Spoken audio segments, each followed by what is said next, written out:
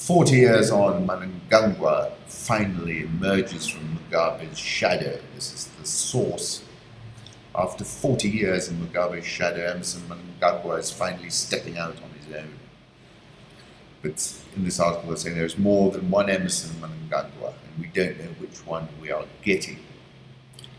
There is the ruthless and cunning Mnangagwa. There is also the witty and humorous Mnangagwa. Then there is also the third Mnangagwa, the one whose efforts to reform the economy were thwarted at every turn by Robert Mugabe. Mugabe recognized both Mnangagwas and deployed them accordingly. When he was security minister in the 1980s, he was accused of being involved in the massacre of thousands of innocent people. In 2008, Mnangagwa led Mugabe's election campaign, and some critics believe he was involved in the violence.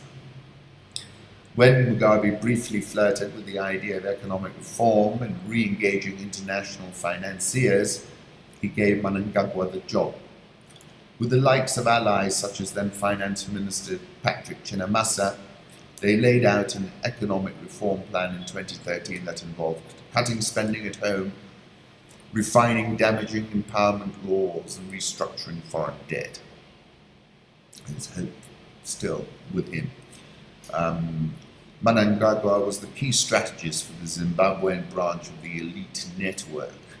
This is referring to the fact that he might not be clean. A 2002 UN report implicated him in the looting of resources in the DRC.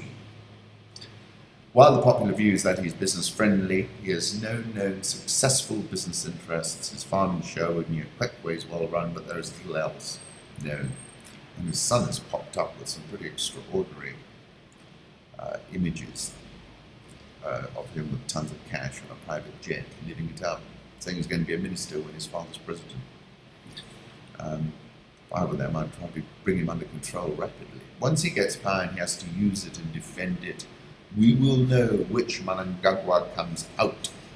The Emerson who will try to win by reforming the economy, or the crocodile who will again use muscle to subdue his opponents. And this is it.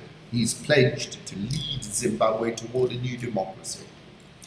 I think the genie's out of the bottle, and that essentially Zanu-PF are better off not trying to go this alone, but to invite the opposition into the government, look for a big cash boost from the international community in order to stabilize the now.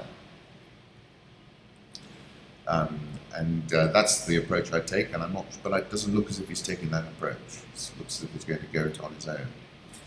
He has previously said capital goes where it feels comfortable and warm, and if it's cold, it runs to a country which gives it better weather. It's good to hear. That's a good start. Ever the romantic and desperate Robert Mugabe offered to give up grace in exchange for staying in power, says Simon Allison.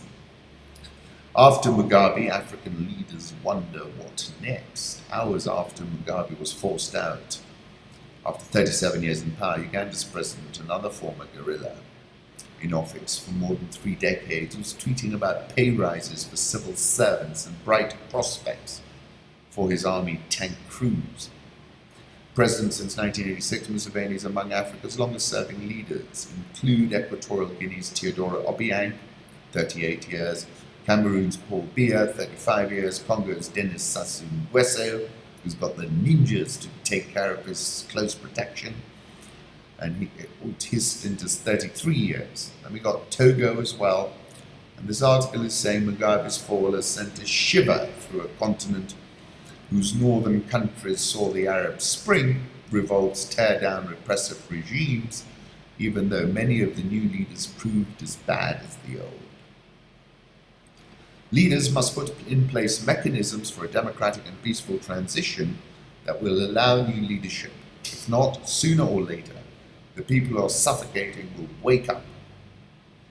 Jean-Pierre Kabila's deputy chief of staff, tweeted Zimbabwe's protests were a colonial fantasy, a fabricated demonstration dreamed up by those who do not accept the liberation of Africa. Other Mugabes will be born, nothing to worry about, he wrote. And then the State Minister of Foreign Affairs in Uganda, the intelligence services of the West have worked day and night to bring down Zimbabwe. Citizen pressure in Zimbabwe can only work if and when the army allows it. I think that actually this is an inflection point not only for Zimbabwe, for the rest of Africa. And it's all about blitzkrieg, it's about the speed with which the street responds. You know, the incumbent has plenty of tools, including a lot of violence.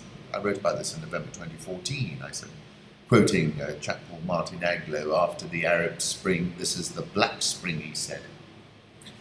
I said, during the Arab Spring, now in the bleak midwinter, this is in 2014, nearly all commentators spoke of how this North African wildfire could not leave the Sahara and head to sub-Saharan Africa. The reasons were that state incumbents had a monopoly on the tools of violence and would bring overwhelming force and violence to bear. We need to ask ourselves, I asked then, how many people can an incumbent shoot stone cold dead in such a situation? 100, 1,000, 10,000? This is another point. There is a threshold beyond which the incumbent cannot go. Where that threshold lies will be discovered in the throes of the event. President Kabila has been very clever at staying below that threshold, if you've noticed. Out of a population of 17 million people in Burkina Faso, over 60% are aged between 17 and 24, according to the World Bank, and this is another point to note. The country's youth flex their muscles. What's clear, and this applies across the continent, is that a very young, very informed, very connected African youth demographic, many characterize it as a demographic dividend, but for beautiful Blaise Compaoré, Burkina Faso turned out to be a demographic terminator. And I said it's set to alter the existing equilibrium between the rulers and the subjects, and that a rebalancing had begun. If its interests go unharmed, China will adjust to the flow of political change. This is the Financial Times talking about then getting an early warning that there was going to be a change, and basically not in a week. But this is an interesting point. Other African dictators, long supported by China, such as Omar al-Bashir, might be taking note, he said. Might your opponents persuade China to look the other way as you are pushed out the door? Tom Friedman, obviously at the invitation of the Crown Prince of Saudi Arabia, has written an article called Saudi Arabia's Arab Spring. Have a read.